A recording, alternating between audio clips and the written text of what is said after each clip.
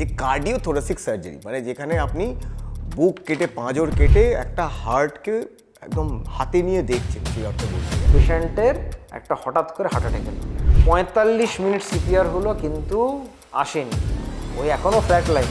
Normally এই সময় কিন্তু ক্লিনিক্যালি ডেড বলে দেওয়া হয়। ওই সিপিআর করতে করতে ওই বিছানায় হুইল করা হলো ওটির মধ্যে। 4 মিনিট সিপিআর হচ্ছে, হাত সরানো হচ্ছে, অ্যাক্টিং সিজন করছে, আবার সিপিআর হচ্ছে, বুক কাটা হলো, এবার হাতটাকে আমরা হাত দিয়ে সিপিআর করছি, ইন্ট্রা কার্ডিয়াক মাসাজ বলা হয়। তো এই যে ওপেন হার্ট সার্জারির ক্ষেত্রে এই রোবোটিক সার্জারি এসে যাওয়ার ফলে আপনাদের কোন দিকগুলো আরও খুলে গেল? এবার যখন রোবটটা দেখলাম তখন আমি দেখলাম যে সার্জন রোবট করছে, পেশেন্ট হচ্ছে এখানে, রোবট পেশেন্টের কাছে, সার্জন ওইখানে বসে একটা সুন্দর কমফোর্টেবল চেয়ারে বসে আরামসে ওটি করে যাচ্ছে। অন্য জায়গায়ও যদি কোনো অপারেশন হয় বা অন্য কারণেও যদি সে হসপিটালে ভর্তি হয়, তাহলে তার টুলু পাম্পে প্রবলেম আসতে পারে। হেলথ এরকম একটা জিনিস যখন তখন যা ইচ্ছে হতে পারে। আমাদের চেষ্টা করা উচিত কি আমরা যত তাড়াতাড়ি পাই এর ট্রিটমেন্টটা নিই। তো ট্রিটমেন্ট যে 100% সাকসেস হবে এটা না, কিন্তু আমাদেরকে এই সিস্টেমের উপরে পেশেন্টলি ভরসা করে চলতে হবে। এই মাথার ওপর প্রেশার পড়া বা মনের ওপর প্রেশার পড়া কতটা হার্ট ডিজিজের জন্য দায়ী? হার্ট তো অনেকটা পাইপের মধ্যে রক্ত পাঠায়, পাইপের নিজের একটা রেজিস্ট্যান্স থাকে। আপনি স্ট্রেসের মধ্যে রেজিস্ট্যান্স বাড়িয়ে দিচ্ছেন, হার্টের বিট বাড়িয়ে দিচ্ছেন, হার্টকে বেশি কাজ করাচ্ছেন same amount of blood supply দেওয়ার জন্য। পেশেন্ট বা অন্যান্য লোকেরা ভাববে যে রোবটই সার্জারিটা করে দিচ্ছে। রোবট কিন্তু কোনোদিন নিজের থেকে কিছু করতে পারে না, তাহলে এই ভয়টা কোনোদিন রাখবেন না যে রোবট অপারেশন করছে। রোবট হচ্ছে একটা পাপেট, যেটা থ্রু দিয়ে আপনারই ডাক্তার অপারেশন করছে। ওপেন হার্ট সার্জারিতে আমরা জানি যে এই যে পাঁজরটা কেটে হার্টটা খুলে আপনারা পুরো সার্জারি করেন। রোবোটিক্সেও কি আপনারা পাঁজর কাটেন? রোবটের এটাই তো খাসিয়াত কি আমরা কোনো হাড় কাটবো না, আমরা যখন এইটুকু কাটের মাধ্যমে রোবটের ক্যামেরার হাতের মাধ্যমে অপারেশনগুলো করি। যখন এমবিবিএস পড়ছেন তখন কখনো স্বপ্নে চিন্তা করেছিলেন যে এরকম খাঁচায় ঢুকে ওইখানে পেশেন্ট শুয়ে আছে এরকম করে সার্জারি করবো? এমবিবিএস তো অনেক পুরনো কথা হয়ে গেল। যখন আমি সিটিবিএস কাজ করা শুরু করেছিলাম হার্টে ধরে সার্জারি, তখনই চিন্তা করিনি। হার্টের অপারেশনের ক্ষেত্রে দেখেছি আপনারা কখনো এই জায়গায় কাটেন, কখনো এই দিকটায় কাটেন, কখন এখানে কাটেন, কখন এখানে কাটেন। হার্টের বাইরের কাজটা আমরা বাঁ দিক দিয়ে করি, আর হার্টের মধ্যের কাজটা আমরা ডান দিক দিয়ে করি। কনসোলে আছেন, কাজ করছেন, খুব জোর হুসু পেয়ে গেল, আর্মটা কি ওখানেই ফ্রিজ হয় নাকি একটু দূরে সরে এসে ফ্রিজ হয়? আমি তো আর্মগুলোকে আরামসে একটা জায়গায় রেখে ওই পজিশনে রেখে ফ্রিজ করে বেরিয়ে যেতে পারি। নর্মাল সার্জারির থেকে কি রোবোটিক সার্জারিতে রক্তক্ষরণ কম হয়? এটা আমরা সবাই জানি কি আমাদের যদি অল্প কাটে অল্প রক্ত বেরোবে, বেশি কাটলে বেশি রক্ত বেরোবে, সিম্পল কনসেপ্ট। তা তো এরকম দিন আসবে কি যে সার্জারিটা আপনি অটো পাইলটে দিলেন আর সার্জারি হয়ে গেল? কিন্তু এই মুহূর্তে নেই, বাট আই থিঙ্ক কি কোনো এক সময় কিন্তু আসতে পারে। রোবট দ্বারা হার্টের সার্জারি করার কতদিন পরে আমি মোটামুটি একটু জিম টিম করতে পারবো? আমার পেশেন্ট আছে যে বাইপাসের পরে আজকাল ম্যারাথন দৌড়ে মেডেল পেয়েছে। আপনি যে রোবট দিয়ে সার্জারি করছেন তখন ধরে নিন যদি কারেন্ট চলে যায় বা ইন্টারনেট হ্যাং করে গেল, তখন কি হবে? নর্মালি হসপিটাল যে কোনো হসপিটালে ব্যাকআপ থাকে, কোনোদিন এরকম হয় না ওটি করতে করতে বন্ধ হয়ে গেল, ফোনের টর্চের আলে বা মোমবাতির আলে অপারেশন হচ্ছে। আমার হয়েছে ডাক্তার, আমি খুব রেয়ার মানুষদের মধ্যে পড়ি।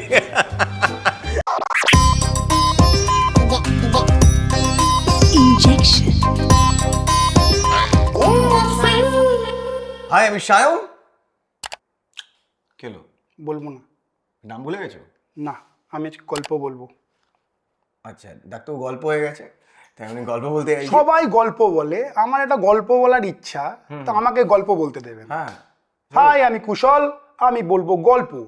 অনেক অনেক দূরে 286 কিলোমিটার 286 কিলোমিটার দূরে বসে, গুরুগ্রামে বসে যদি কোনো একটা ডাক্তার জয়পুরে একটা লোকের বুকের সার্জারি করে, কেমন লাগছে শুনতে আপনাদের? Impossible. Yes yes, it's possible, এটা হয়েছে। তো আজকে যে এই রোবোটিক সার্জারিটা করেন সেই ডাক্তারবাবুই আজকে আমাদের সাথে আছেন, doctor Soumya Guha, cardio thoracic surgeon, কিন্তু উনি একটা রোবোটিক সার্জন, রোবট চালায়। তো ডাক্তারবাবু, welcome to our show. Thank you so much. কেমন লাগে ডাক্তার হুইল চেয়ারে বসে? পার্সপেক্টিভ চেঞ্জ করলো, লোকেরা তো মাঝের মধ্যে আমাদের কাছে এটাই আসে, এখানে বসে এবার তাদের ভিউ পয়েন্টটা বুঝতে পারছি। এবং আপনি এটা বুঝতে পারছেন ওই গল্পটাই যে রোবট যে এলো কি করে মেডিকেল ফিল্ডে, তার সাথে কতটা জড়িত। কি একটা মানুষ দূর থেকে বসে রোবটের মাধ্যমে আরেকটা মানুষের সাহায্য বা সেবা করতে পারছে। আর রোবট না হলে এই যে যেটা টেলিসার্জারি আপনি বলছেন, যে টেলিসার্জারি বলা হয় কি একটা জায়গায় বসে 286 কিলোমিটার দূরে অপারেশনটা হচ্ছে, এটা রোবট না হলে কোনোই মতন সম্ভব হতো না। রোবট নিয়ে একটা খুব সুন্দর গল্প বলি আপনাকে। এই যে রোবটটা যেটা আমরা বিএম বিড়লায় ইউজ করি, ওটার নাম হচ্ছে ডাভিঞ্চি রোবট, ঠিক আছে? ডাভিঞ্চি রোবট এই কারণে নাম না কি ওটা লিওনার্দো ডাভিঞ্চি বানিয়েছিল, না, কিন্তু ওটা দেওয়া হয়েছে আমার মনে হয় কারণ Da Vinci was a great inventor. তো যাই হোক, যখন এই কোম্পানি এই রোবটটা বানিয়েছিল, ওরা কেন বানিয়েছিল? যুদ্ধে যে সোলজাররা মানে আঘাত হতো তাদেরকে বাঁচানোর জন্য তো মেডিকেল পার্সোনাল যেতে হয়, আর একটা মেডিকেল পার্সোনালকে ট্রেন করতে অনেক বছর লাগে, অনেক রিসোর্স লাগে, গভর্নমেন্ট অনেক খরচা করে। এবার সেই গিয়ে যদি একটা স্ট্রে বুলেট বা কিছুর জন্য মারা যায়, তাহলে গভর্নমেন্টের কতটা লোকসান হলো। তো ওরা ভাবলো আমরা এরম কেন কিছু বানাই না যেটা যুদ্ধের ওখানে গিয়ে সোলজারদের ব্লিডিং, ইমিডিয়েট লাইফ এমার্জেন্সিগুলো করে দিল ঠিক, আর ওদিকে একটা মেশিনও হলো, গুলি টুলি খেলে কিছু অসুবিধা হচ্ছে না, হিউম্যান লস হচ্ছে না। এই কনসেপ্টে শুরু হলো রোবটিক ইনভলভমেন্ট। তারপর এটা এক্সপ্যান্ড করে করে এখনও, যদিও বা এটা হয়তো আর্মড ফোর্সেসে আসেনি, কিন্তু সেখান থেকে যে মেডিকেল পার্সোনাল ছিল ভাবলো এটা আমরা রিয়েল টাইমে কেন ইউজ করতে পারি না। এই যে রোবট, এটা যে একটা মেশিন এত সুন্দরভাবে এত প্রেসিশন দিয়ে একটা কাজ করতে পারে, এটা আমরা কেন বাস্তবিকতা আনতে পারি না, যাতে এখানে একটা এক্সপার্ট বসে, ভাবুন আপনার এরম একটা মফসিল এরিয়া আছে যেখানে ভালো ডাক্তার নেই, ভালো পরিষেবা নেই, কিন্তু ওখানে একটা হার্ট সার্জারি দরকার। এবার সে ওই হার্ট নিয়ে এত লম্বা ট্রেন জার্নি করতে পারছে না, প্লেনে আসতে পারছে না, তাই বলে কি তার কোনো উপায় নেই? না, উপায় এবার আছে। ওই সেন্টারে যদি সেট আপটা করা যায়, তাহলে টেলিসার্জারির মাধ্যমে একটা এক্সপার্ট কলকাতায় বসে ওই পরিষেবাটা দিতে পারবে। এটাই হচ্ছে যেটা রোবটিক সার্জারি রেভলিউশনাইজ করে। আমরা ধীরে ধীরে এদিকে আসছি। আমি এখন বলবো না কি এটা পুরো এস্টাবলিশ হয়ে গেছে, কিন্তু তাও এখন কিন্তু 4-5টা এক্সাম্পল আছে অ্যাক্রস দ্য ওয়ার্ল্ড যেখানে টেলিসার্জারি হয়েছে। যে কার্ডিও থোরাসিক সার্জারি, মানে যেখানে আপনি বুক কেটে, পাঁজর কেটে একটা হার্টকে একদম হাতে নিয়ে দেখছেন, সেই অর্থে বলতে গেলে প্রায় মানুষের মৃত্যু কয়েক সেকেন্ড দূরে, এরকম একটা অবস্থা। আর পেশেন্ট যে কোনো মুহূর্তে কোলাপস করে যেতে পারে, আর অনেক ক্ষেত্রে করেও যায়, হয়তো হঠাৎ করে হার্টটা চলতে চলতে দেখলেন থেমে গেল, তারপর আবার আপনারা হার্টটাকে চালিয়ে দেন, মানে লিটারেলি যমরাজের সাথে লড়াই করা। তো আপনার কিছু একদম কমপ্লিকেটেড সার্জারি বা খুব জটিল সার্জারি গল্প বলুন না। তো একটা 35 বছরের লোকের ঘটনা শোনাই। ওর সার্জারিটা শুনতে খুব সোজা লাগে, coronary artery bypass grafting, CABG বলা হয়, আজকাল সবাই জানে বাইপাস সার্জারি, শুনতে খুব সরল লাগে। লোকটা এসেছিল বুকে ব্যথা নিয়ে।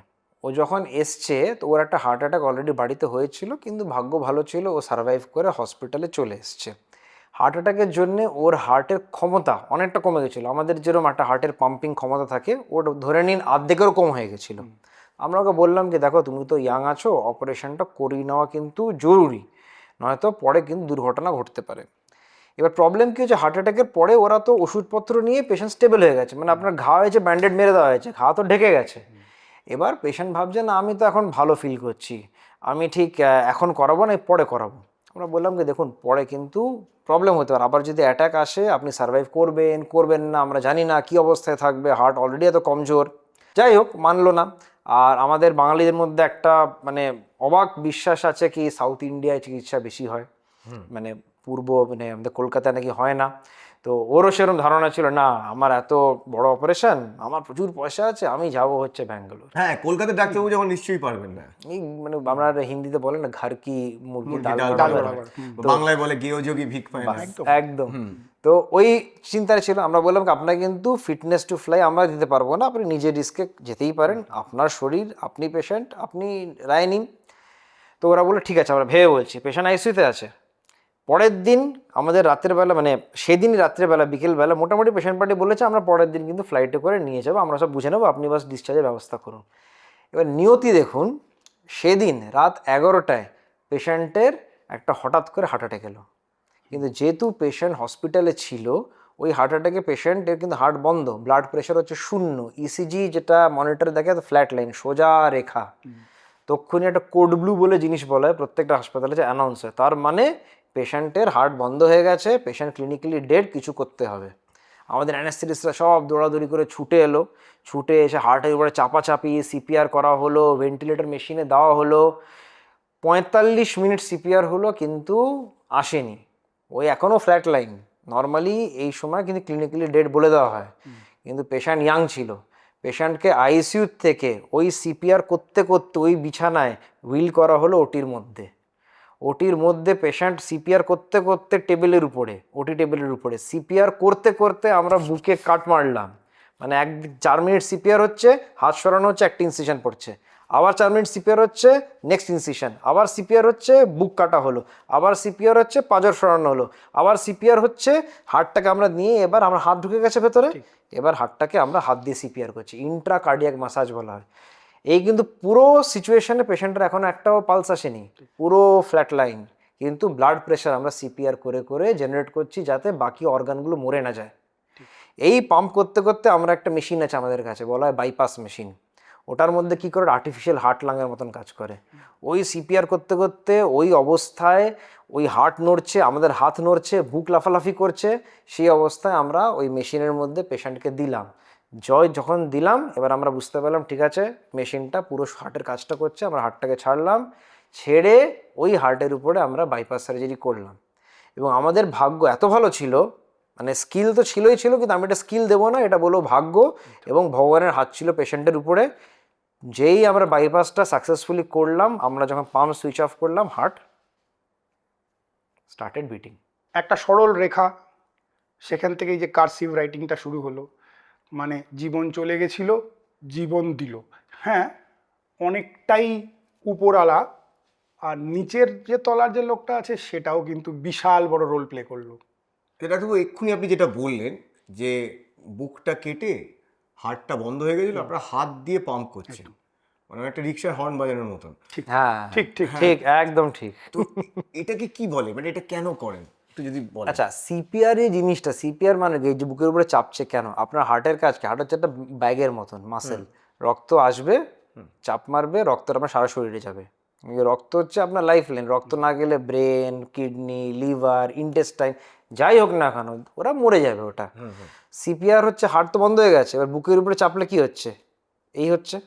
তো তখন হার্টটাকে আমরা আর্টিফিশিয়ালি চেপে চেপে রক্তটা পাম্প করানোর চেষ্টা করছি যাতে ব্লাড প্রেশার থাকে, যাতে আপনার ব্রেন ড্যামেজ না হয়, কিডনি ড্যামেজ না হয়, লিভার ড্যামেজ না হয়, এগুলো যতটা মিনিমাইজ করা যায়। এবার বুকের মাধ্যমে যখন আমরা চাপি, কিছুটা তো আমাদের যে ফোর্সটা এটা তো মানে ডিসিপেট করে যায়, মানে বুকের মাসেলে চলে যায়, বোনে চলে যায়, এইসব জায়গায় চলে যায়। তখন আমরা যখন ইন্ট্রাকার্ডিয়াক ম্যাসাজ করি, যে বুক খুলে ডাইরেক্ট হার্টকে করছি, এটা হচ্ছে মাচ মোর এফেক্টিভ। আর এটা আমাদের করতে হয়, এখানে হার্ট যদি ফুলে ফেপে যায়, মাসেল ড্যামেজ হয়, হার্ট কিন্তু নষ্ট হয়ে যাবে, ওটা আর কোনোদিন ফিরবে না। তো এটা খুব জরুরি, আর টাইমে করলে, ঠিক করে করলে কিন্তু এরকম কিছু কিছু কেস আছে যেখানে আমরা কিন্তু পেশেন্টকে ফ্রম ক্লিনিক্যালি ডেড, মানে পেশেন্ট কিন্তু অ্যাকচুয়ালি মরে গেছে ক্লিনিক্যালি, তাকে আমরা ফিরিয়ে আসতে পেরেছি মানে হাত দিয়ে পাম্প করে। এবং আমাদের যে বাইপাস মেশিনটা আছে, আর্টিফিশিয়াল মেশিন, কার্ডিওপালমোনারি বাইপাস, এটার সাপোর্টে হার্টকে রিল্যাক্স করে, হার্টের অস্ত্রোপচার করে, হার্টটাকে যেইটা পাচ্ছিল না, যে মানে রক্ত খাদ্য পাচ্ছিল না, সেটা আবার দিয়ে আমরা হার্টকে ধীরে ধীরে ধীরে ধীরে হেলদি করতে পেরেছি। আর এই যে মানুষটা আজকেও ঘুরে বেড়াচ্ছে বাইরে, আমাদের ক্লিনিকে আসে, এই জিনিসগুলো কিন্তু অ্যাকচুয়ালি যে ডাক্তার হয়ে যে সার্জনের যে মজা, মানে যেটা আমাদের এত মেহনত, এত পরিশ্রম করে, যার আপনাকে বলবো প্রাইজ, এটাই কিন্তু অ্যাকচুয়াল প্রাইজ। এই যে একটা অপারেশন থিয়েটারের মধ্যে আপনি কিছুক্ষণ আগে যে গল্পটা বলছিলেন, এত লড়াই আপনারা করার পরে যখন একটা পেশেন্ট বেঁচে ফেরে, তখন তো সবাই আপনাদেরকে কংগ্র্যাচুলেট করে, থ্যাংক ইউ বলে। কিন্তু অনেক সময় যখন আপনারা ফেল করেন, এক, দুঃসংবাদটা দিতে হয়, আর দুই, অনেক সময় পেশেন্টের পরিবারও ডাক্তারবাবুদের ভুল বোঝে যে এই ডাক্তারবাবু নিশ্চয়ই ফাঁকিবাজি করেছে, তাই আমার কাছের মানুষটা মারা গেল। এই যে কমিউনিকেশন গ্যাপটা কিভাবে দূর করা যায় বলে মনে হয়? এই যে টার্মটা ইউজ করলেন কমিউনিকেশন গ্যাপ, এটা কিন্তু খুব বহুমূল্য টার্ম। যদি আমরা একটা মানুষকে, যে রুগী হয়ে এসছে, তাকে মোটামুটি বোঝাতে পারি কি দেখো তোমার এই হচ্ছে রোগ, এই হচ্ছে রোগের সিরিয়াসনেস, অপারেশনের তুমি এই লাভ পাবে, এই ক্ষতি হতে পারে। আমাদের প্রবলেম কি, আমরা যখন অনেকগুলো পেশেন্ট দিকে আমরা 2 মিনিট হয়তো পেশেন্টকে দেখলাম, সে এলো 2 ঘন্টা জার্নি করে, কিন্তু 2 মিনিট দেখিয়ে চলে গেল, তো ঠিক সে নিজে বুঝতে পারলো না। এবার অপারেশন যে 100% সাকসেস হবে কোনো দিন হয় না। আমরা যতই অ্যাডভান্সড হয়ে যাই, একটা 4 to 5% রিস্ক থাকে, মানে 100 জনের মধ্যে 3 থেকে 4 জনের সমস্যা হতে পারে। কিন্তু যদি ওই পেশেন্টকে, ওই মানুষটাকে 2 মিনিটের জায়গায় একটু 10-15 মিনিট বসে পুরো জিনিসটা বোঝানো যায়, পরিবারকে বোঝানো যায়, তাহলে অনেক সময় আমরা দেখেছি হয়তো এই 3টে পেশেন্টের মধ্যে 2টো পেশেন্টের আত্মীয় এটি মানিয়ে নিতে পারবে, হয়তো একজনের আত্মীয় সেটা মানাতে পারবে না। কেন কি, যখন একটা মানুষ আমাদের পরিবারে মারা যায় বা তার রেজাল্ট ভালো হয় না, একটা বাড়িতে গ্রিফ থাকে, একটা দুঃখ থাকে, আর দুঃখের সাথে সাথে রাগও থাকে। অনেক সময় আমরা রাগটাকে তো আমাদের ভাগ্যের উপরে প্রকাশ করতে পারি না, তো তাই জন্য তার উপরে প্রকাশ করি, যে হয়তো আমাদের খুব কাছের লোক না, কিন্তু যাকে আমরা ডাইরেক্ট অ্যাসোসিয়েট করি এই এই রেজাল্টের সাথে।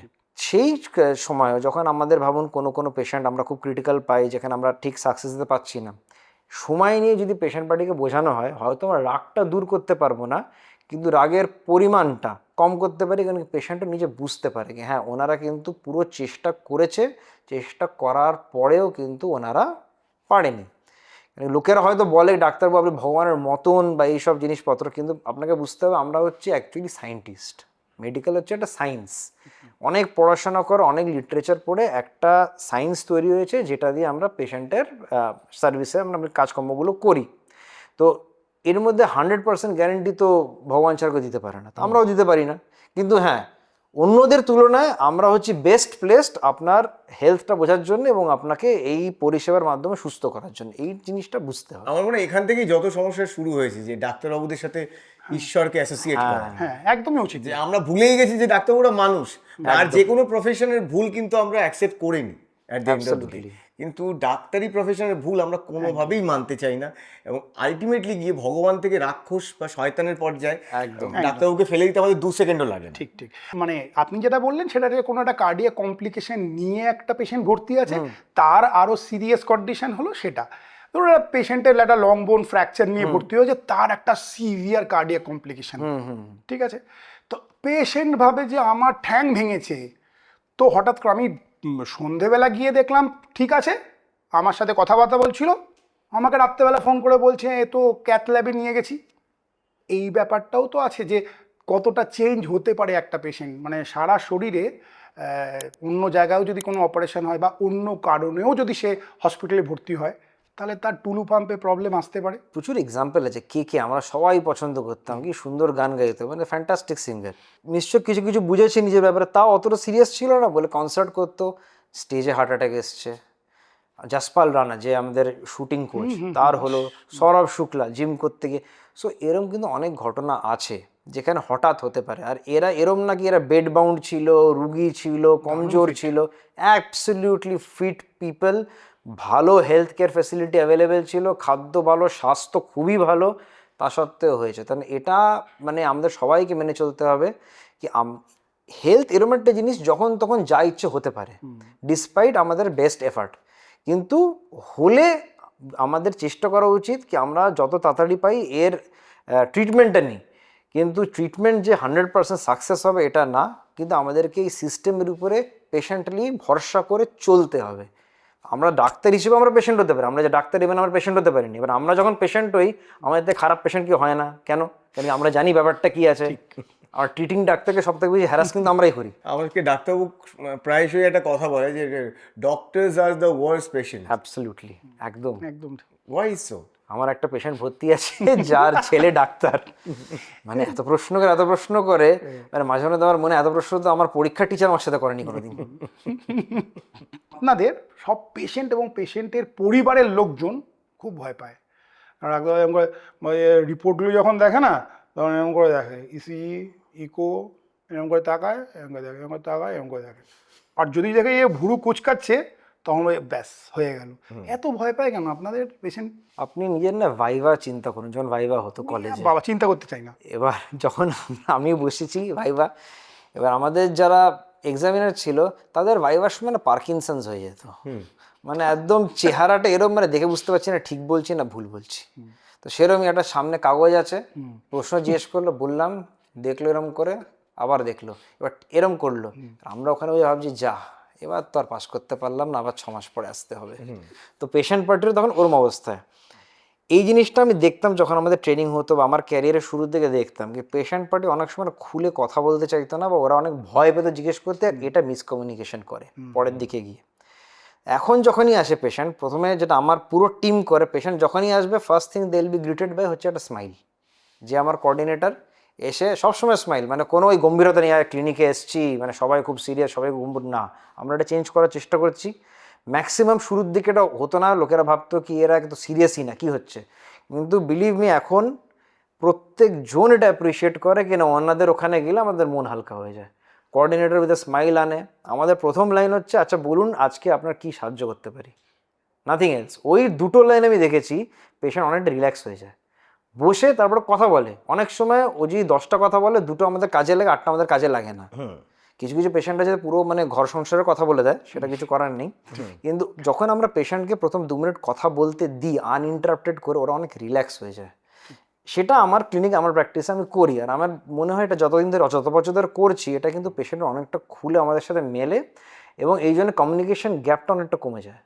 তাই জন্য এই যে মিসকমিউনিকেশনের জন্য এই ঝামেলাগুলো হয়, সেটা এখন অনেকটা কমে গেছে। এই যে আপনি স্ট্রেসের কথা বললেন, এই মাথার ওপর প্রেশার পড়া বা মনের ওপর প্রেশার পড়া কতটা হার্ট ডিজিজের জন্য দায়ী? স্ট্রেস, যখন আমরা স্ট্রেসটাকে স্ট্রেস কেন বলি, এটা ডেফিনেটলি আমরা সবাই বুঝতে পারি টার্মটার নাম স্ট্রেস, মানে আমাদের পক্ষে এটা ক্ষতিকারক, ভালো জিনিস তো না। যখন আমরা নিজেদের বডিকে একটা আননেসেসারি মেন্টাল অ্যাংজাইটি বা প্রেশারের মধ্যে রাখি, তখন বডির মধ্যে অনেক কেমিক্যাল চেঞ্জেস হয়, ক্যাটাকোলামিন রিলিজ হয়, কর্টিসল রিলিজ হয়। এগুলো কিন্তু শরীরের পক্ষে হার্মফুল, এগুলো আমাদের শরীরে কন্টিনিউয়াসলি ফ্লাইট অর ফাইট মোডে রাখে। এবার চিন্তা করুন, যদি আপনাকে আমি বলি 24 ঘন্টা একদম ব্যাটেল রেডি, যুদ্ধের মধ্যে ফ্রন্ট লাইনে দাঁড়িয়ে আছেন, কখন গুলি খাবো এরম অবস্থায় থাকতে আপনাদের কি হবে শরীরটা? হার্ট কন্টিনিউয়াসলি হাই হার্ট রেটে আছে, হার্ট অনেকটা ক্যাটাকোলামিন যখন রিলিজ হয়, আমি হার্ট যে পাম্প করি, হার্ট তো অনেকটা পাইপের মধ্যে রক্ত পাঠায়, পাইপের নিজের একটা রেজিস্ট্যান্স থাকে, ওই রেজিস্ট্যান্সকে ওভারকাম করে হার্ট কিন্তু পাম্প করছে। আপনি স্ট্রেসের মধ্যে রেজিস্ট্যান্স বাড়িয়ে দিচ্ছেন, হার্টের বিট বাড়িয়ে দিচ্ছেন, হার্টকে বেশি কাজ করাচ্ছেন same amount of blood supply দেওয়ার জন্য। তো অবশ্যই হার্টকে আপনি স্ট্রেসে ফেলছেন। আর এর মধ্যে যদি আপনার বর্ডার লাইন হার্ট ডিজিজ থাকে, এটা হয়তো আপনার নর্মাল থাকলে 40 বছর লাগতো বাড়তে, এখানে 5 বছরে বেড়ে যাবে। তো আমি যেন আমরা বলি, যখনই আমরা প্রিভেন্টিভ ডিসকাশন করি, বলি কি দেখুন, যদি পারেন 7 থেকে 8 ঘন্টা ঘুমোন, আর নিজের জন্য এরকম একটা পিরিয়ড জোগাড় করুন যেখানে আপনি আধ ঘন্টা কোনো কাজ নিয়ে বা লাইফের প্রবলেম নিয়ে ভাববেন না, ওটা আপনার সময়। আপনি যোগা করুন, গান শুনুন, গল্প বই পড়ুন, যাই করুন, কিন্তু প্রতিদিন ওটা করুন। ডাক্তার আমি পায়খানা করার সময়টা করি, চুপ করে বসে থাকি, আমি কোনো কিছু চিন্তা করি না, আমার কোষ্ঠকাঠিন্য, আমি একটা জায়গায় কনসেন্ট্রেট করি। এখানকার পাবলিক পায়খানার সময় তো শান্তিতে নেই, সবথেকে বেশি স্ট্রেসের সময়। ওটাই বলতো, তখন কনস্টিপেশন হয়ে গেছে। হার্ট অপারেশনের পরে সব থেকে কমন প্রবলেম এই না ডাক্তারবাবু আমার হার্টের মধ্যে বুকে ব্যথা হচ্ছে বা শ্বাসকষ্ট, না, 80% লোকেরা ডাক্তারবাবু জানেন তো ঠিক পটিটা হচ্ছে না। আর সবাই আমাকে একটি কথা বলতে, আরে আপনি এখানকার অপারেশন করেছে, আপনি এখানকার কথা বলুন, আপনি অন্য জায়গায় চলে গেলেন। হ্যাঁ, মন ভালো নেই তাই হচ্ছে না। অনেককে দেখেছি যে খাওয়া দাওয়া করেই, মানে পেট ভরে খেয়ে দেই, সঙ্গে সঙ্গে শুয়ে পড়ে। এটা হার্টের উপর কতটা প্রেশার ফেলে? প্রথম করে পেট ভরে কোনোদিন খেতে নেই, এটা আগের থেকে আমরা সবাইকে বলি 10% to 20% আপনার পেটকে খালি রাখবেন। মানে পেট ভরে কোনোদিন খাবেন না, 2 কারণে। আপনি যখন প্রচণ্ড ওভার ইটিং করবেন, একটা আপনার পেটের জন্য এটা খারাপ, কেন কি পেটকে অনেকটা বেশি অ্যাসিড সিক্রেট করে খাবারটা হজম করার চেষ্টা করতে হচ্ছে, প্রচণ্ড ব্লাড সাপ্লাই পেট টেনে নিচ্ছে, তাই জন্য দেখবেন ভালো করে ভাত খাওয়ার পরে ঘুম আসে, যেটা আমরা খুব আদর করে বলি ভাত ঘুম, ঠিক আছে, কিন্তু এটা তো হেলদি না, আপনার তোমার ব্রেনের সার্কুলেশনটা কম আসছে, তাই জন্য আপনি এক্সস্টেড হচ্ছেন।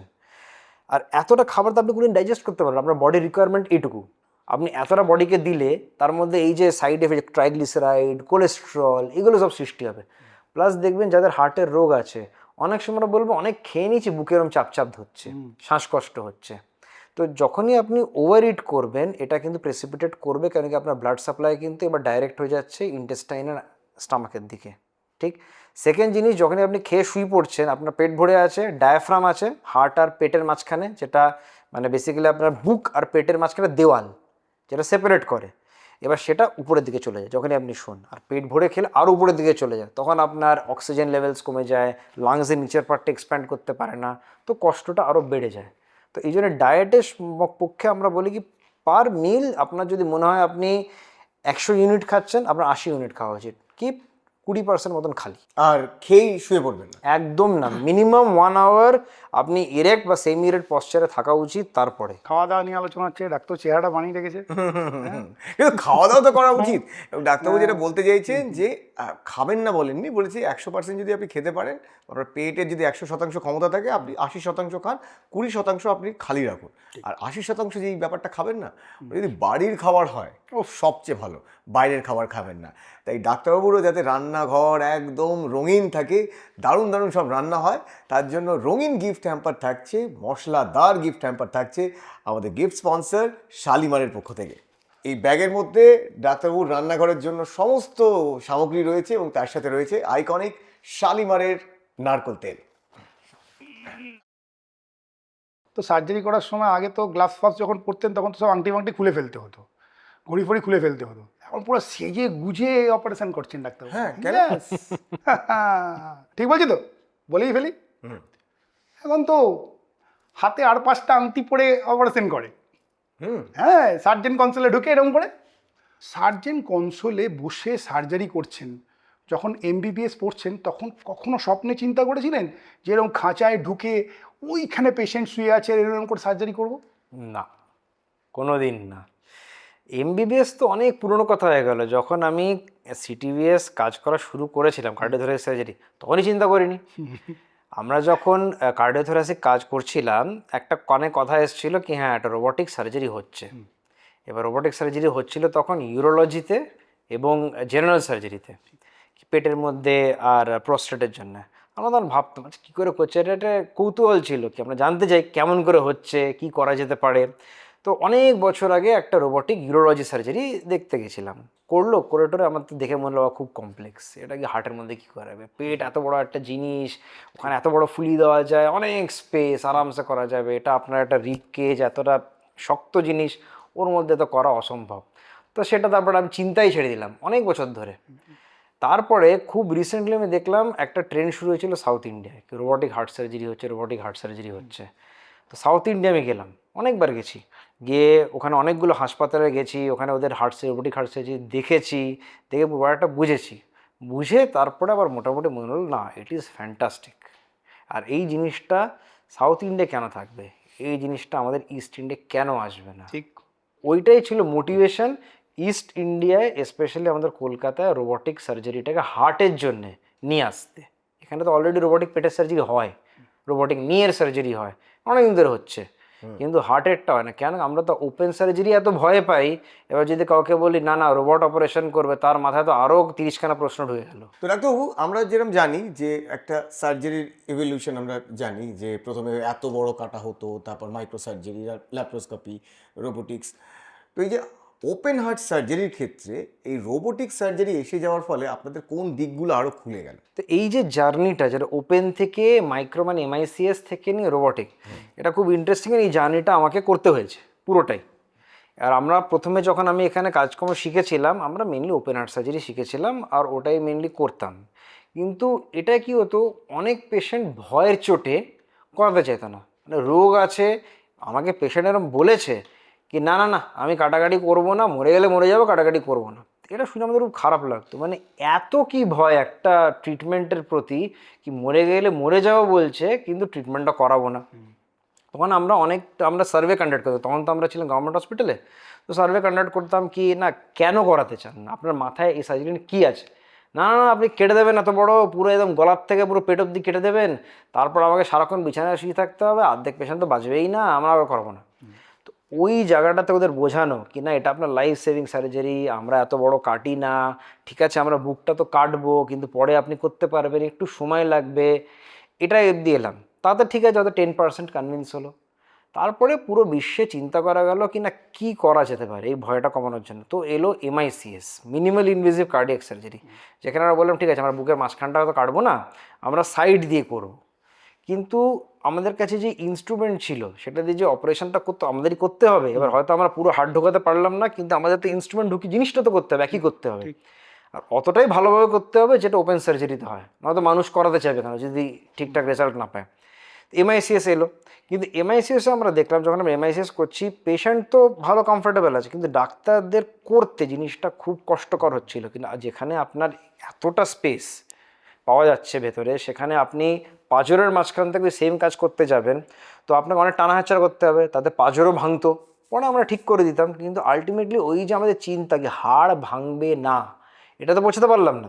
ঠিক আছে এই হাড়টা কাটলাম না, ভাঙলাম না, কিন্তু এখানে তো হাড়টা ভাঙতে হচ্ছে মাঝের মধ্যে, তাতে একটা ব্যথা থাকে, প্লাস ওখানে আমাদের করতে এত অসুবিধা, ডাক্তারদের পিঠ ব্যথা হয়ে যায়, বিকে তেড়ে করতে হয়, মানে মিডিয়ায় বলতে খুব আনন্দ লাগে, আমরা মাইক্রো সার্জারি করেছি, পেশেন্টকে দেখিয়ে দিলাম A2 কার্ড, পেশেন্ট অত্যাধিক খুশি। পেশেন্ট বুঝতে পারছেন না আমাদের শিরদাঁড়া ভেঙে গেছে অপারেশনটা করতে গিয়ে। এবার যখন রোবটটা দেখলাম তখন আমি দেখলাম যে সার্জন রোবট করছে, পেশেন্ট হচ্ছে এখানে, রোবট পেশেন্টের কাছে, সার্জন ওইখানে বসে একটা সুন্দর কমফর্টেবল চেয়ারে বসে আরামসে ওটি করে যাচ্ছে, আর করার পরে কি রিল্যাক্সড। ওটা দেখে বললাম না, এটা যদি আমরা করতে পারি তাহলে আমার যে সার্জন ফ্যাটিক, একটা কেস করে যায় পুরো টায়ার্ড হয়ে চলে গেল।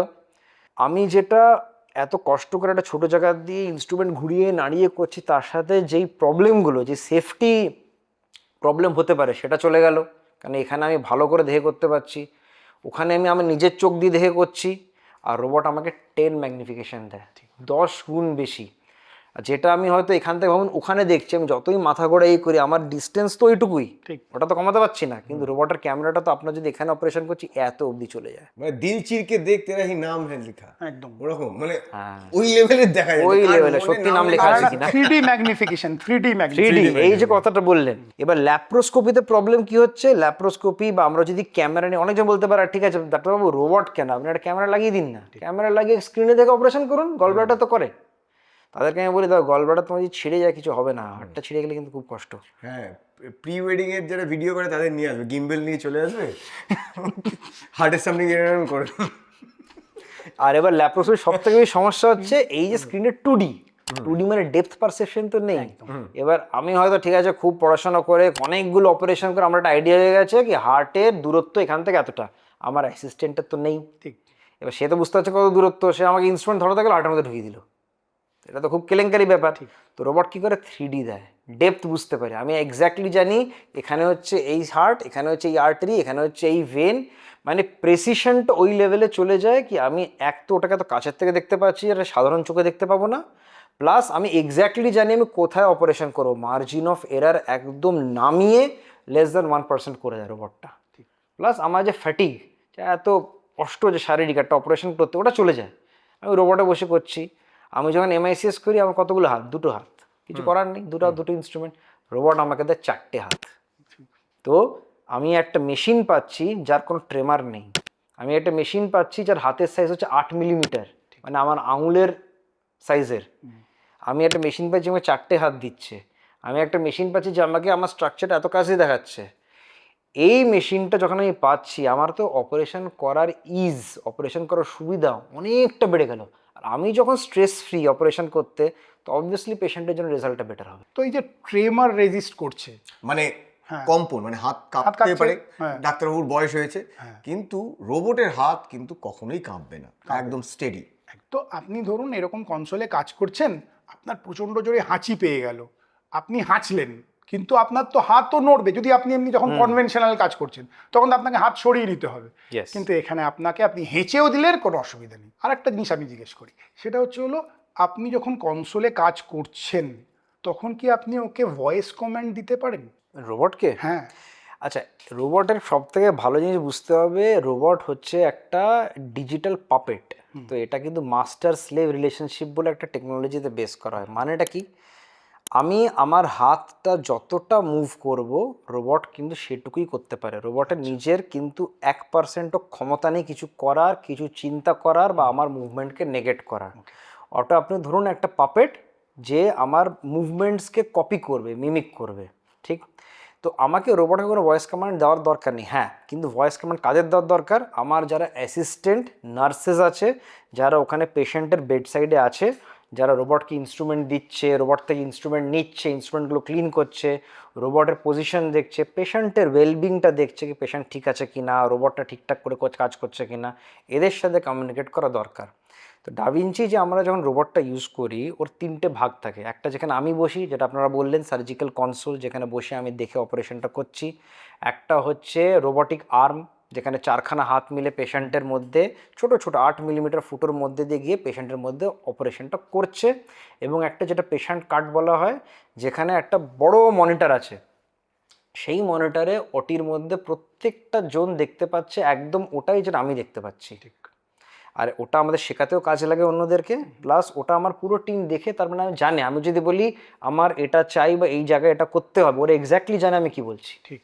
আর ওইখানের স্পিকার লাগানো আছে, আমি যাই কথা বলছি ওরা শুনতে পাবে ক্লিয়ারলি, আর ওরা যা বলছে আমি শুনতে পাচ্ছি একদম ক্লিয়ারলি। কিছু কিছু দর্শক হয়তো একটু মানে গুলিয়ে ফেলতে পারে যে এই যে রোবট, এটা তো একটা দূরে বসানো আছে যাকে আপনারা পেশেন্টের কাছে নিয়ে এসে ডকিং করেন, আর আপনি একটা অন্য জায়গায় বসেন যেখান থেকে আপনি রোবটটাকে চালান। একদম। আর আরেকটা মধ্যেখানে জিনিস আছে যেটা হচ্ছে স্ক্রিনটা, যেটাতে আপনি যা দেখতে পাচ্ছেন সেটা আপনার অ্যাসিস্ট্যান্টরা বা যারা ওটিতে আছে তারা দেখতে পাচ্ছে। একদম। এই জিনিসটা আপনি একটু বলে দিন, নাহলে পেশেন্ট বা অন্যান্য লোকেরা ভাববে যে রোবটই সার্জারিটা করে দিচ্ছে। না, এটা কিন্তু অনেকজন আমাকে জিজ্ঞেস করে যখন আমরা এই প্রোগ্রামটা শুরু করলাম।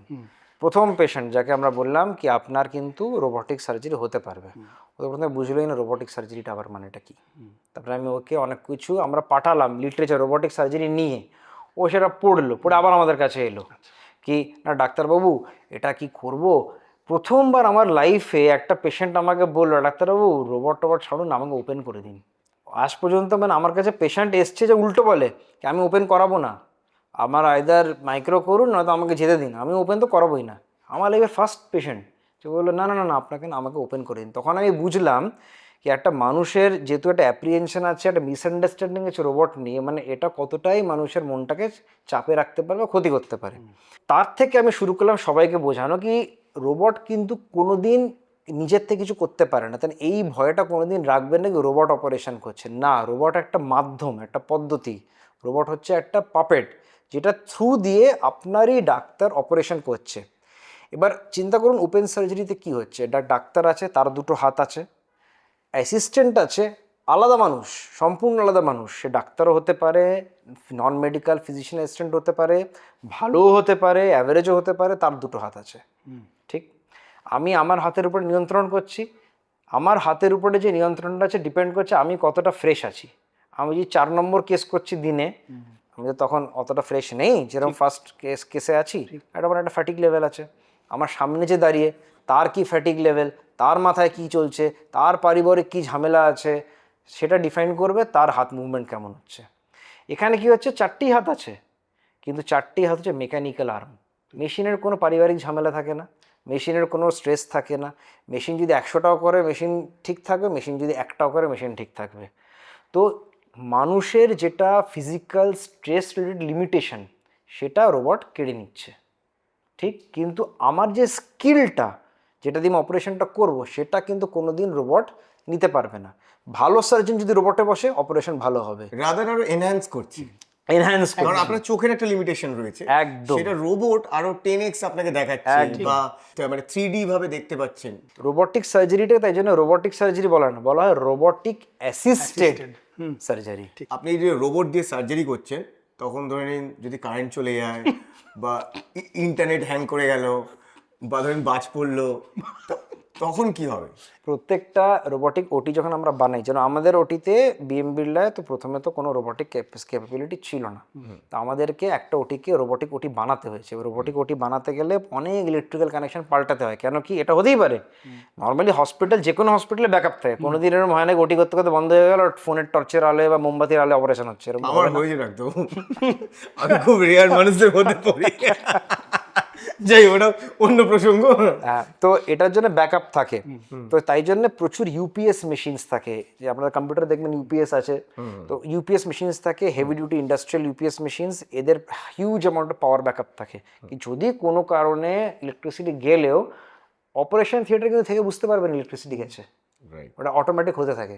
প্লাস রোবটের একটা ব্যাটারি লাইফ থাকে, যখনই কোনো পাওয়ার কানেকশন হলো, ভাবুন ইউপিএসের সাথে পাওয়ার কানেকশন নেই, রোবটের নিজের ব্যাটারি লাইফে হয়। আর সব থেকে ভালো জিনিস এর মধ্যে একটা ফেল সেফ মেজার আছে, যদি 1% প্রোটোকলের বাইরে কিছু হয় রোবটটা ওখানে ফ্রিজ করে যায়, মুভ করবেই না। তো আপনি তখন পুরো আপনার কাছে সময় আছে, আপনি কনসোল থেকে বেরিয়ে রোবোটিক আর্মগুলো সরিয়ে কনভেনশনাল ওয়েতে অপারেশনটা করতে পারেন।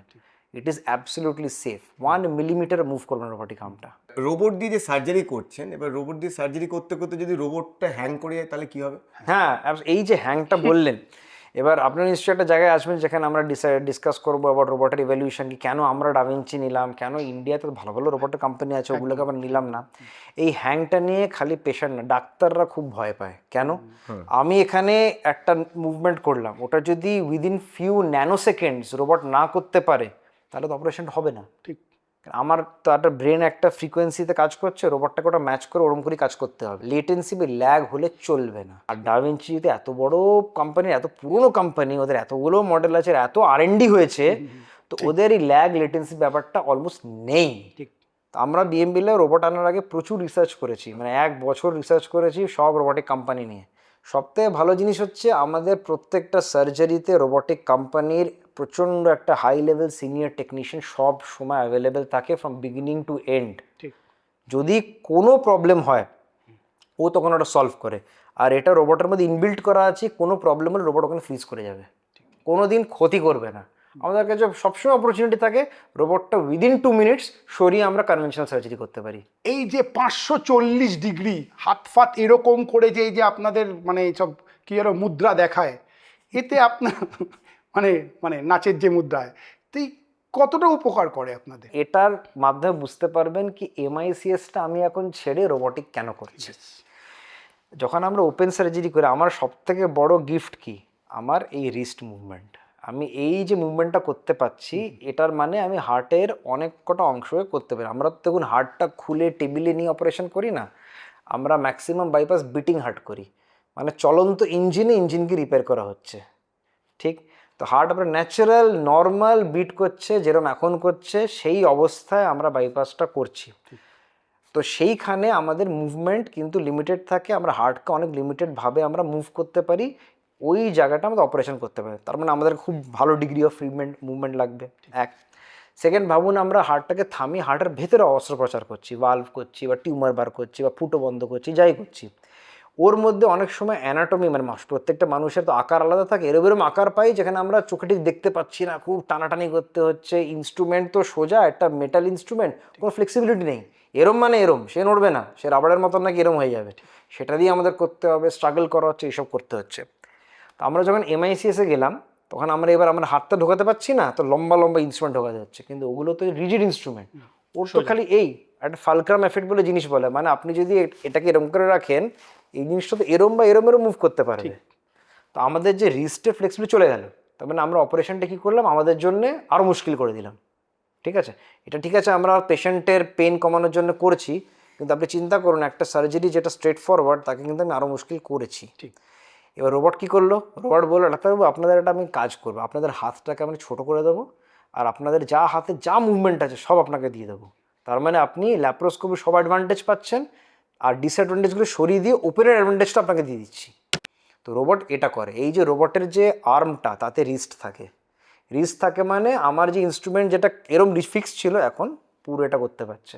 তার মানে আমি ওই ছোটো ফুটো দিয়ে এবার ওই সব জিনিসগুলো অ্যাক্সেস করতে পারছি যেটা আমি ওপেন সার্জারির মাধ্যমে করতে পারতাম, কিন্তু MICS এর মাধ্যমে করতে পারতাম না। যখন ওই মাইট্রাল ভালভের পিছনে গিয়ে যখন সেলাই মারেন তখন মনে পড়ে যে বাবা ওইটা করতাম আর এখন আমাকে এইটা দিয়েছে, আসান করে দিয়েছে। এই যে প্রশ্নটা বললেন, আমার একজন ডাক্তার, আমি যে মাইট্রাল ভালভ সার্জারি করছিলাম রোবটিকে, এবার সে আমাদের হসপিটালে অনেকগুলো ডাক্তার আছে, তো সে তার কৌতূহল ছিল, সে বললাম সার্জারিটা দেখবো, বললাম হ্যাঁ অবশ্যই প্লিজ দেখুন।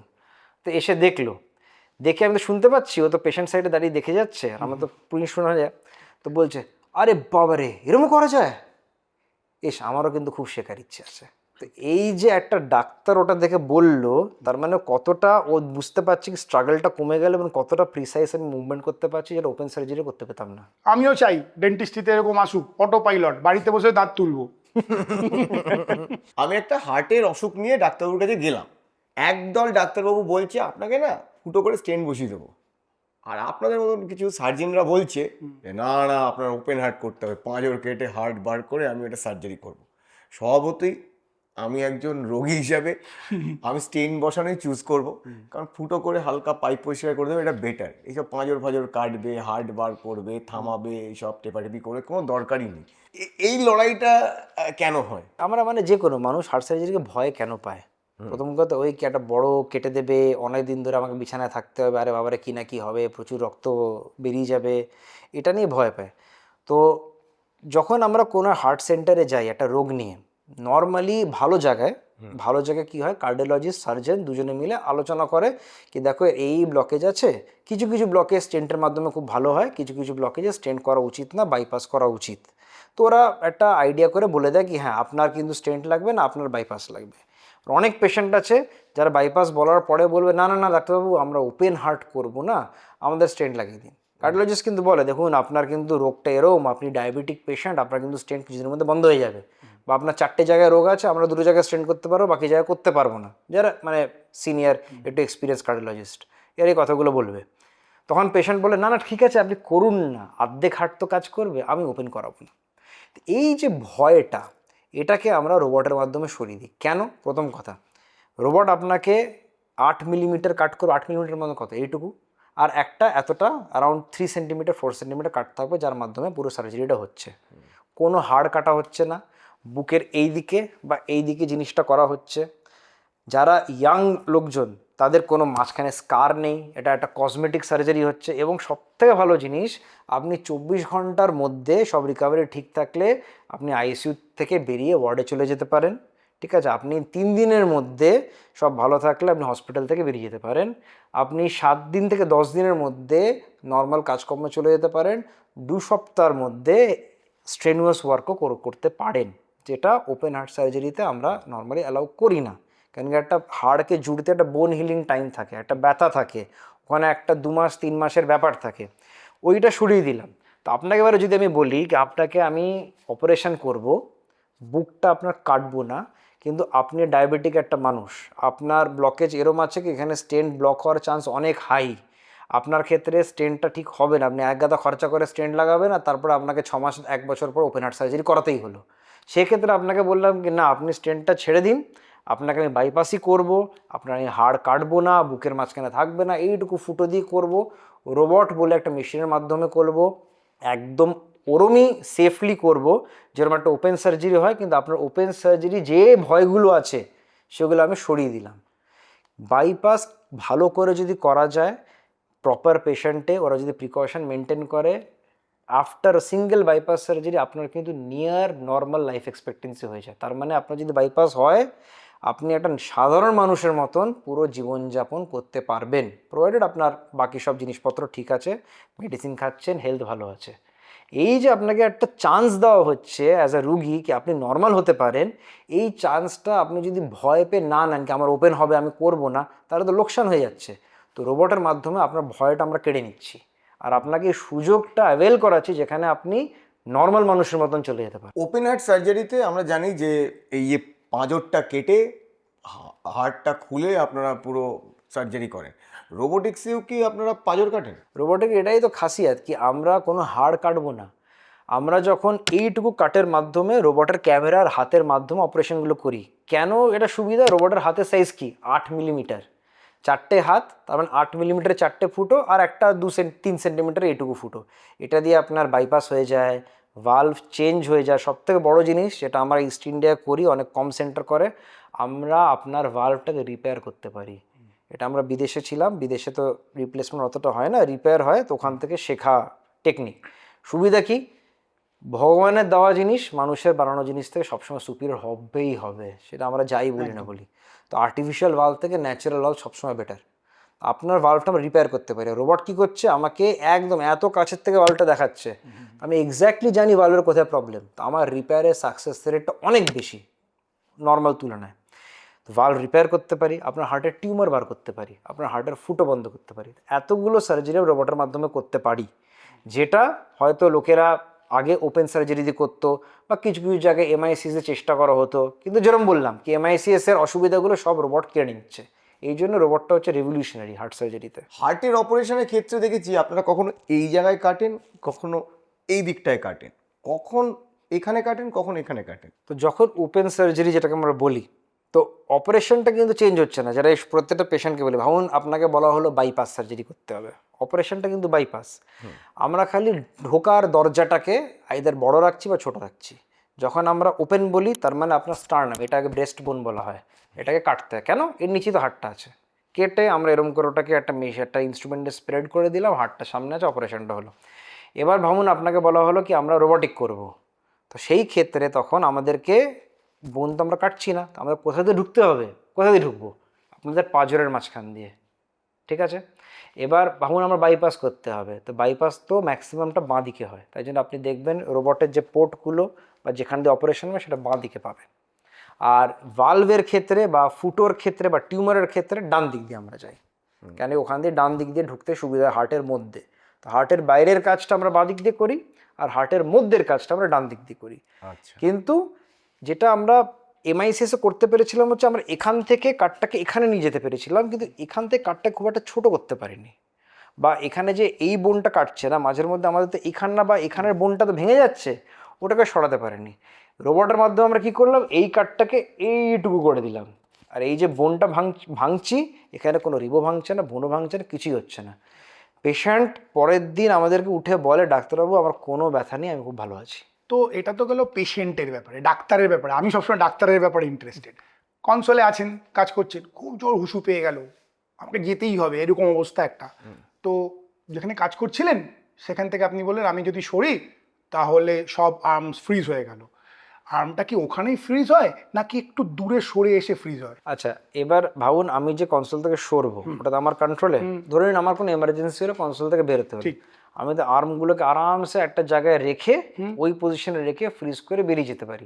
তাতে সুবিধাটা কি হলো, প্রথম কথা আমাকে আবার পুরো জিনিসটা শুরু থেকে করতে হলো না।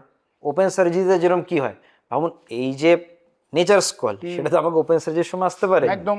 এবার তখন আমাকে হাতটা বার করে ইনস্ট্রুমেন্টটা রেখে গ্লাভ খুলে গাউন বাদ দিয়ে তারপরে নেচার স্কল অ্যাড্রেস করে আবার এটা করে আবার ইনস্ট্রুমেন্ট ধরে আবার হাতটাকে ওই পজিশনে করে আবার জিনিসটা করতে হচ্ছে, তো কতটা সময় চলে গেল। এবার রোবটে কি হচ্ছে, রোবটে আমি হাতটাকে জাস্ট একটা সেফ পজিশনে রেখে চলে গেলাম, আমি যেই কনসোলে নেই রোবটটা ফ্রিজ হয়ে গেল, কেউ নাড়াতে পারবে না চেষ্টা করেও। আবার নেচার স্কল করে এলাম, ওটা ফিউ সেকেন্ডস লাগলো, কেন আমি তো স্ক্রাবড নেই, আমাদের নর্মাল পোশাকে আছি, এসে বসলাম, আবার সেই পজিশন থেকে আমি সার্জারিটা শুরু করলাম। তো এই যে ডিলে টাইমটা এটা এইটুকু ছোট হয়ে গেল। এই জন্যই জিজ্ঞেস করলাম যে কত সময় বাঁচাচ্ছে। আর আপনাদের ওই যে স্ক্রাব করো, এই করো, সেই করো, এগুলোও তো প্রচুর কমিয়ে দিয়েছে। একদম। নর্মাল সার্জারির থেকে কি রোবোটিক সার্জারিতে রক্তক্ষরণ কম হয়? এটা আমরা সবাই জানি কি আমাদের যদি অল্প কাটে অল্প রক্ত বেরোবে, বেশি কাটলে বেশি রক্ত বেরোবে, এটা সিম্পল কনসেপ্ট। তো এটা সার্জারির ক্ষেত্রে হয়। আমি যখন ওপেন সার্জারি করছি আমি স্কিন কাটছি, তার নিচে ফ্যাট কাটছি, মাসেল কাটছি, বোন কাটছি, বড়টা কাটছি, আমি যতই ভালো সার্জনে কিছু থেকেও ব্লাড লস হবেই। আমি যখন রোবট করছি আমি খুব প্রেসাইজ কাজ করছি, কারণ আমি এক্স্যাক্টলি জানি আমি কোথায় কাটতে হবে, প্রথম কথা। সেকেন্ড, আমি স্কিন কম কাটছি, মাসেল কম কাটছি, বোন তো কাটছিই না, তো বোন ম্যারোর থেকে যে ব্লাড লসগুলো হয় সেগুলো হবে না। প্লাস আমার সার্জারিটা এতই প্রেসাইজ হয়ে যায় কি আমি এক্স্যাক্টলি জানি আছে এখানে একটা রক্তনলী আছে, যেটা আমি তো নেকেড চোখ দেখতে পাচ্ছি না, কিন্তু রোবটের 10x ম্যাগনিফিকেশনে বুঝতে পারছি হ্যাঁ এখানে যদি আমি ব্লেড লাগে এটা কিন্তু রক্ত মানে বেরোবে, তো আমি ওটা আগে থেকে কন্ট্রোল করে নিতে পারছি। তো ব্লাড লস কম হয়, ব্লাড ট্রান্সফিউশন দরকার কম পড়ে, তার মানে ফরেন অন্য মানুষের ব্লাড আপনার মধ্যে কম দরকার পড়বে, যেটা হার্ট সার্জারিতে নর্মালি দরকার পড়ে, তাতে ব্লাড ট্রান্সফিউশন রিলেটেড কমপ্লিকেশনগুলো আপনার মোটামুটি অনেকটা কমে গেল। রোবটে যে হাতটা আছে সেটা পেশেন্টের পকেটে ঢুকে বেশি মাল বের করে নেয় না ঠিকঠাক আছে? আর এই যে মালটা যাচ্ছে তার জন্য কি ইন্স্যুরেন্স কোম্পানি যারা আছে তারা কি রোবটকে দিয়ে দেয় হাতে যে না বাবা আমরাই দিয়ে দিচ্ছি তোকে টাকা? এই যে কস্ট নিয়ে প্রশ্ন না, এটা কিন্তু খুব ভালো প্রশ্ন। কেন কি অনেক প্রশ্ন অনেক পেশেন্টরা জিজ্ঞেস করে তুই রাতে রোবটের দাম কত, আমরা বলি আমাদের প্যাকেজ হচ্ছে x, open heart surgery package হচ্ছে ওয়াই, আর এক্স আর ওয়াই এর মধ্যে একটা পার্থক্য আছে। তো ওরা চিন্তা করে কি আমি জাস্ট একটা কাটা বাঁচানোর জন্যে কি এই ডিফারেন্সটা দেবো, কেন দেবো। বিদেশে না একটা খুব ভালো একটা টার্ম আছে ড্যালি বলে, ডিসএবিলিটি অ্যাডজাস্টেড লাইফ ইয়ার। মানেটা কি, মানে ইম্পর্টেন্ট না যে আপনি কতদিন বেঁচে আছেন, ইম্পর্টেন্ট হচ্ছে আপনি কতদিন সুস্থভাবে কর্মঠ হয়ে বেঁচে আছেন। ঠিক ঠিক।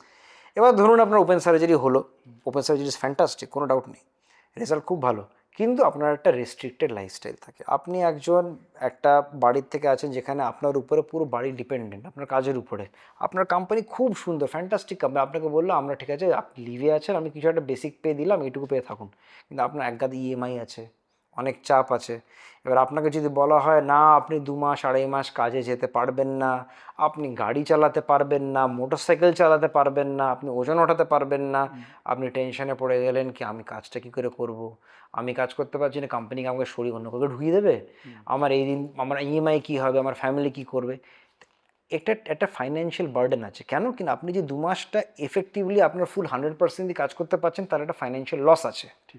আপনি ভাবছেন না আমার অপারেশনটা এক্সো হয়ে গেল, খরচা কম, কিন্তু তার সাথে আপনার যে 2 মাসের ফাইন্যান্সিয়াল লস এটাকে অ্যাড করতে হবে। এটা যখন অ্যাড করবেন আপনি দেখবেন আপনার রোবটের খরচার থেকে অনেক বেশি এটা। তো রোবট যে আপনাকে ইনিশিয়ালি একটা খরচা দিয়ে আপনাকে যে 10 দিন 12 দিনের মধ্যে কাজে ফিরিয়ে দিচ্ছে, আপনি যে 2 মাস পুরো নর্মাল কাজ করে নর্মাল সোশিও ইকোনমিক লাইফস্টাইলে ফিরে যাচ্ছেন, আপনার পরিবারের কাছে একটা কর্মট্রুপে ফিরে যাচ্ছেন, আপনি এই যে 2 মাসটা যেটা আপনি সোসাইটির জন্য দিতে পারছেন এবং নিজের ফ্যামিলির জন্য আর্ন করতে পারছেন, এটা কিন্তু অনেক বেশি। তো আপনার নেট খরচা যদি দেখেন কিন্তু কম হয়ে যাচ্ছে, যদিও বা ইনিশিয়াল খরচাটা মনে হচ্ছে কি একটু বেশি। যে কোনো পেশেন্টেরই কি রোবোটিক সার্জারি করা যায় নাকি কিছু রেস্ট্রিকশন আছে? না, সব পেশেন্টের করা যায় না। প্রথমত রোবোটিক্স হার্ট সার্জারি হচ্ছে ইলেকটিভ মানে কি, এটা একটা প্ল্যান্ড অপারেশন। তো প্রত্যেকটা এমার্জেন্সি সেমি এমার্জেন্সি বাদ পড়ে গেল, ওখানে রোবট ইউজ করা হয় না। একটা মানুষের রোবোটিক সম্ভব কিনা এর জন্য আমাদের একটা প্যানেল অফ টেস্ট আছে। ওই টেস্টের মধ্যে প্যারামিটার্স ঠিক থাকলে রোবট করা যায়, নয়তো রোবট করা যায় না, ওটা আনসেফ হয়ে যায়। তো আমাদের এই যে টেস্টগুলো এগুলো এক্সপিরিয়েন্স বেসড, বিদেশের প্রোটোকল বেসড, আমাদের এখানে যারা কাজ করছে তাদের প্রোটোকল বেসড, অনেক কিছু নিয়ে একটা প্যানেল অফ টেস্ট তৈরি করা আছে। প্রত্যেকটা পেশেন্ট যে এসে জিজ্ঞেস করে কি ডাক্তারবাবু আমার কি রোবটিক করা যেতে পারবে, আমরা এই টেস্টগুলো তাদেরকে দিই এবং সেগুলো করাই। এর মধ্যে হ্যাঁ, যদি প্রত্যেকটা টিকমার্ক করা হয়, মানে যেরকম আমরা এর মধ্যে সিটি স্ক্যান আছে, পায়ের ডপলার আছে, অনেকগুলো ব্লাড টেস্ট আছে, আমরা ইকোতে হার্টের পজিশন দেখি, ইসিজি দেখি, পেশেন্টের স্ট্রাকচার দেখি, পেশেন্ট কি কত হাইট, কত তার বডি ওয়েট, তার মাসেল মাস কত, তার ফ্যাট বডিতে কত আছে, হার্টের স্ট্রাকচার কত, বুকে স্পেস কত, এগুলো দেখে আমরা ডিসাইড করি কি আপনার রোবট করা যাবে কি যাবে না। তখন আমরা বলে দিই যদি সম্ভব হয় ইয়েস রোবটিক করা যায়, যদি সম্ভব না আমরা বলি কি না রোবটিকের দিকে যাবেন না, আপনি কনভেনশনাল সার্জারির দিকে যান। রোবট দ্বারা হার্টের সার্জারি করার কতদিন পরে আমি মোটামুটি একটুখানি জিম ফিম করতে পারবো, দৌড়াতে পারবো? তো এবার এটা খুব ভালো প্রশ্ন। জিম যতক্ষণ আমি আছি, দেখুন আমরা তো রোবটে প্রথম কথা হাড় কাটছি না, তো জিমে অসুবিধা নেই, কিন্তু মাসেল তো আপনার একটু কাটা হচ্ছে, আর ওটাকে স্টিচ ব্যাক করে দিয়ে আমরা কিন্তু ওটা পুরোপুরি হিল করে রিগেইন করতে আপনার মিনিমাম 2 to 3 উইকস তো লাগবে। আপনি নর্মাল অ্যাক্টিভিটি একদম যেদিন থেকে বাড়ি যাচ্ছেন সেদিন থেকে আপনি জগিং 7 ডেজের মধ্যে জগিং করতে বেরোন, আপনার ক্ষমতা হিসেবে আপনি লাইট রানিং করুন, পারবেন। ডান হাত দিয়ে ভাবুন আপনার বাইপাস হয়েছে, বা আপনার যদি ভালভ সার্জারি বাঁ হাত দিয়ে, মানে যেদিকে কাট তার অপোজিট হাত দিয়ে আপনি ওজন তুলুন, কিচ্ছু হবে না। কিন্তু যেদিকে কাট আছে সেদিকে যেহেতু একটু মাসেল স্ট্রেংথটা আসতে সময় লাগবে, আমরা বলি অ্যাটলিস্ট 2 to 3 উইকস খুব ভারী কিছু করবেন না, একবার মাসেল স্ট্রেংথ চলে এলো গ্র্যাজুয়ালি আপনি এক্সারসাইজটা বাড়াবেন। তো এরকম দিন আসবে কি যে সার্জারিটা আপনি অটো পাইলটে দিলেন আর সার্জারি হয়ে গেল, আপনি যেরকম এমবিবিএস এর সময় চিন্তাই করতে পারছিলেন না যে এরকম একটা রোবট আসতে পারে, এরকম কি আসবে ভবিষ্যতে? যে ঢুকে বললেন না কটা কেস আছে, 6টা রোবট রেডি তো চল অটো পাইলটে দিয়ে দিলাম, 6খানা কেস নেমে যাবে, আসবে কি? আমরা যে সিনেমা দেখি সাইফাই সিনেমাগুলো, খুব মন দিয়ে দেখবেন, যখন আমরা সিনেমাটা দেখি আমরা বলি এটা হতে পারবে না, আমাদের মজা আসে, বাহ কি একটা অল্টারনেটিভ ফিচার দেখালো। কিন্তু খুব মন দিয়ে চিন্তা করুন, অনেক কিছু যেটা এককালে সাইফাই সিনেমা দেখানো হতো সেগুলো কিন্তু আজকাল আছে। কিরম? যখন প্রথম এই টার্মিনেটর সিরিজটা শুরু হলো, টার্মিনেটর বেসিক কনসেপ্ট কী ছিল? এআই। আমি অতটা যাচ্ছি না কি এত মানুষের শত্রু হয়ে গেলো সেসব পরের দিকের, কিন্তু এআই নিয়ে কথা বললো, তখন আমরা জানতাম এআই বা এআই পসিবল আছে না। এখন আমরা একটা এআই রেভলিউশনের পার্ট, আমরা সবাই কিন্তু এআই নিয়ে কথা বলি, ইট ইজ রিয়ালিটি। একটা টম ক্রুজের সিনেমা এসেছিল মাইনরিটি রিপোর্ট বলে, বহু বছর আগে, সেখানে দেখবেন স্মার্টফোনের কনসেপ্টটা এসেছিল। আমরা কোনোদিন ভেবেছিলাম এরকম একটা হবে ইলেকট্রনিক ফোন, সব ডেটা চলে আসছে যাচ্ছে না, এখন all of us have smartphone. এই নিয়ে রোবট নিয়ে কিন্তু অনেক সিনেমা এসছে, যেখানে আপনি দেখবেন কি ফিউচারের মধ্যে দেখাচ্ছে যখনই কারোর অপারেশন হচ্ছে, ও একটা সিটি স্ক্যানের মতো মেশিনের মধ্যে ঢুকছে, ছোটো ছোটো অনেকগুলো আর্মস আসছে, অপারেশনটা করে দিচ্ছে, পেশেন্ট বেরিয়ে যাচ্ছে। এটা কি হতে পারে না? অবশ্যই হতে পারে। এখন কি হচ্ছে? অসম্ভব। ফিউচারে হতে পারে? হ্যাঁ হতে পারে, কিন্তু উই আর নিয়ারিং দ্যাট। এখন যেটা আমরা এমবিবিএস মানে ভাবতেই পারতাম না হাত ছাড়া অপারেশন হতে পারে, তারপরে ল্যাপ্রোস্কোপি। আচ্ছা ল্যাপ্রোস্কোপি ঠিক আছে, খুব ভালো জিনিস, তখন আমরা জানতাম না আচ্ছা এই ল্যাপ্রোস্কোপি সার্জারিটা মেশিন দিয়ে করা যায়, এখন আমরা রোবট দিয়ে মেশিন দিয়ে করছি। ভবিষ্যতে যখন এথিক্যাল জিনিসপত্রগুলো আনসার হবে, যখন এআইটা এথিক্যালি সেফ হবে, রেগুলেশনস আসবে, সেফ মনে করা হবে, এআইটা কি এসে সার্জারি হেল্প করতে পারবে? করতে পারবে। এআই বেসড সার্জিক্যাল অ্যাসিস্ট্যান্ট আর নার্সের উপরে তো অলরেডি অনেক কোম্পানি কাজ করছে। তো ইন ফিউচারে হতেই পারে অটোমেশন আসুক, কিন্তু এই মুহূর্তে নেই, বাট আই থিঙ্ক কি কোনো এক সময় কিন্তু আসতে পারে। ডাক্তার, ওই যেরকম ভয়ঙ্কর পরিস্থিতিতে আপনারা সার্জারি করেন, ওই বললাম যে একজন মানুষ প্রায় মারা গেছে, হার্টবিট দেখতে পাওয়া যাচ্ছে না, সেখান থেকে একটা মানুষকে ফিরিয়ে আনা, তো এই কারণেই বোধহয় ডাক্তারবাবুদের ঈশ্বরের সাথে তুলনা করা হয়। এবার এটাই আমার সবচেয়ে বড় ঝামেলা হয়ে ওঠে ডাক্তারবাবুদের জন্য। তো এই যে প্যারাডক্সটা আপনার কেমন লাগে? প্রথম কথা, এটা আমরা সবাই যারা এত বছর প্র্যাকটিস করেছি বা কাজ করেছি, আমরা জানি কি আমরা মানুষ এবং আমাদের কত লিমিটেশন আছে। কেন কি আমাদের জীবনে আমরা প্রচুর সাকসেস দেখি, কিন্তু কিছু কিছু ফেলিয়ারও দেখি। আর যখন কোনো ফেলিয়ার হয়, আমাদের ভেতর থেকে তো খারাপ লাগে কি আমরা ওই পেশেন্টটাকে বাঁচাতে পারিনি। তখন আমরা বুঝি কি আমরা কতটাই মানুষ আর কতটাই অসহায় মানুষ। ঠিক। তো একটা মিটিং ছিল, খুব ইম্পর্টেন্ট মিটিং ছিল, প্রচুর ডাক্তার এসেছিল। তো একটা ইয়াং ডাক্তার যা সবে পাস করেছে, তো পেশেন্ট নিয়ে কাউন্সিলিং নিয়ে কথা হচ্ছিল। এটা খুব ভাইটাল জিনিস, পেশেন্ট কাউন্সিলিং। তখন সে বলল কি আরে আমাদের এতগুলো পেশেন্ট দেখতে এত সময় দেওয়া যাবে না, আমরা তো এত এই করেছি, ঠিক আছে পেশেন্ট আমরা যা বলি পেশেন্ট মেনে নেয়। তো এটাকে আমরা গড কমপ্লেক্স বলি, কি বিচার কি ঈশ্বর তুল্য, মোটেই না।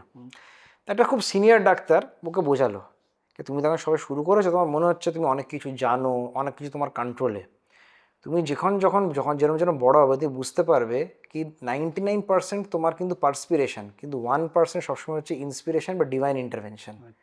সেটা তুমি কিছু করতে পারো। তুমি যদি 1% ডিভাইন ইন্টারভেনশন না পাও, তাহলে কিন্তু তুমি দেখবে কি তুমি বেস্ট এফার্ট দিয়েও ওই পেশেন্টটাকে ঠিক করতে পারলে না। তখন তুমি যে কষ্টটা পাবে, সেই কষ্ট তোমাকে বুঝিয়ে দেবে কি তুমি কতটাই limited as a human being.